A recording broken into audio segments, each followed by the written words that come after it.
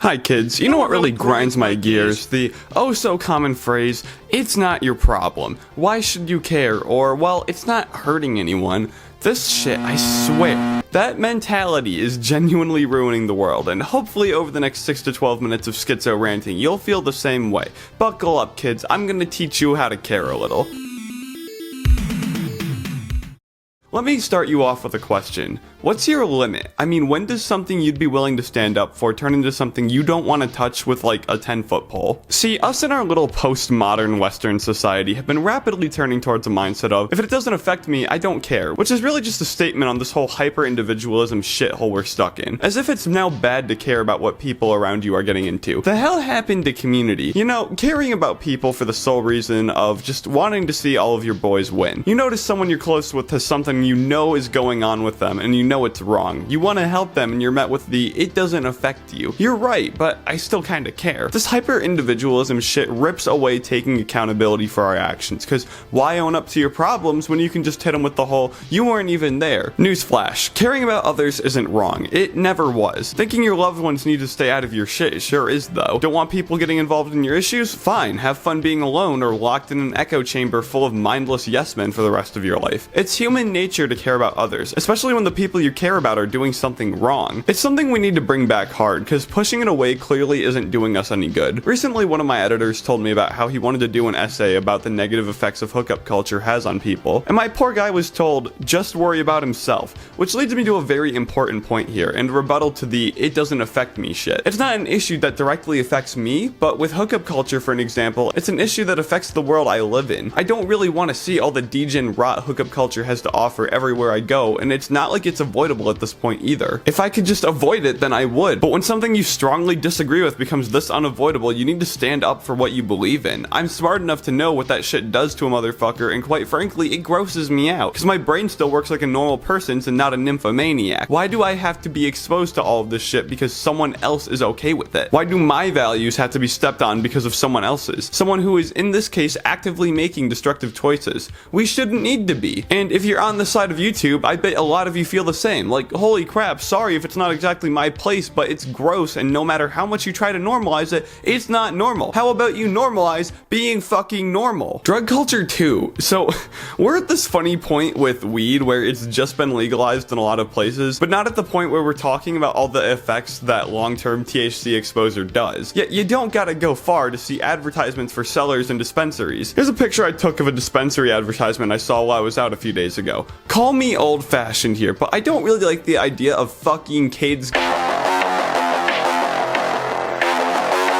getting exposed to this shit. Like, dude, let the kids be kids. I know I wouldn't want to be the parent having to explain to a 5-year-old what this thing is. And if the whole kids argument sounds a little bit too cliche, then think about the millions of people actively dealing with marijuana use disorder. People who genuinely need help with a very real addiction, or the people trying to live their life day to day getting over their addictions. But because it doesn't affect me, I'm just supposed to be okay with all this shit? Hell no. Have some balls and stand up for the things that matter to you. Don't be a pussy.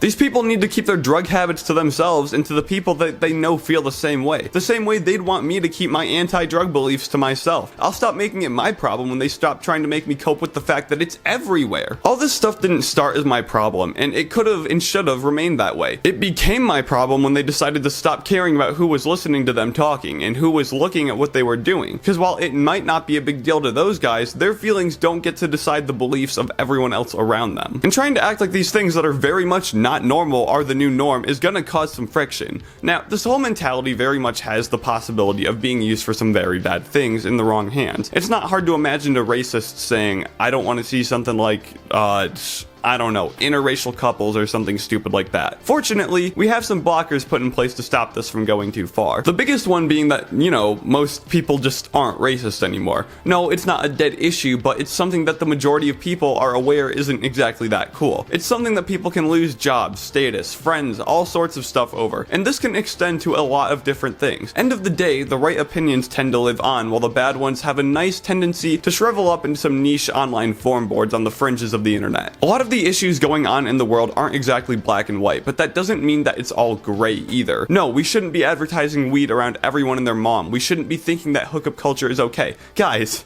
Not every opinion is valid, for good and for bad depending on where you stand. Yeah, something might not be directly affecting you, but I still care about the people that don't have a voice as loud when it comes to shit like this. And I'll yell about it until I can't anymore, that endpoint probably being when the CIA gets my IP address, because it's important to make that side of the argument heard, and I hope you would do the same. This isn't to say some amount of personal responsibility shouldn't be involved here. I thought to myself while making this video, would I want a little kid watching this, or my channel in general as a whole? And my answer was no, and in a perfect world that wouldn't happen because a parent would be monitoring what their kid's watching online. Obviously, we don't live in a perfect world, so there's always a chance of something like that happening, but that's no excuse to say that we shouldn't at least do what we can to make these problems a little better, no matter the issue or the situation. If there's something you actively oppose, you shouldn't just go directly seeking it out, no matter what your reason may be. However, that doesn't mean you just need to let it walk all over you for the sake of inclusivity or being tolerant. We live in a world where people do things that we don't like. It's when people cross that line into our space we need to start caring. Not enough to try and tear down the opposition, but just enough to not turn a one-side issue into the de facto reality. So you'd be caring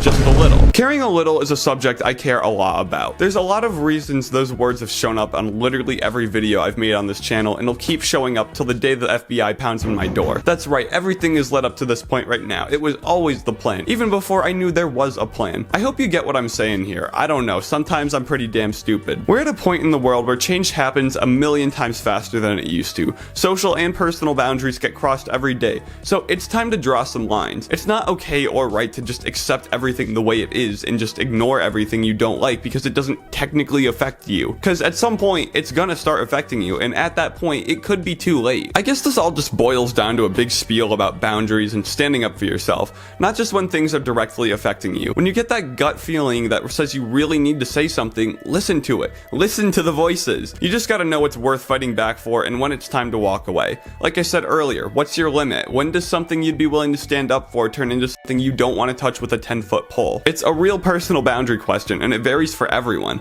My examples may be a little more extreme than the average person's, but regardless, I hope it got you thinking. If it did, I'd definitely love to know, so like, use the comments. Tell me, I want to know. Give me all the details. Anyways, you guys should know that like not even 15% of the people that watch this shit, and by shit I mean the best content on this goddamn hellscape, are subscribed. I know, right? It's terrible. It's absolutely horrible, but you can change that. You should change that. That's not a request, that's an order. You don't actually have a choice. So subscribe, you know, it'll be fun. We'll have a fun time over here. Come on this little mental illness journey with me. Alright guys, that's it from me. God bless you all and have a great day.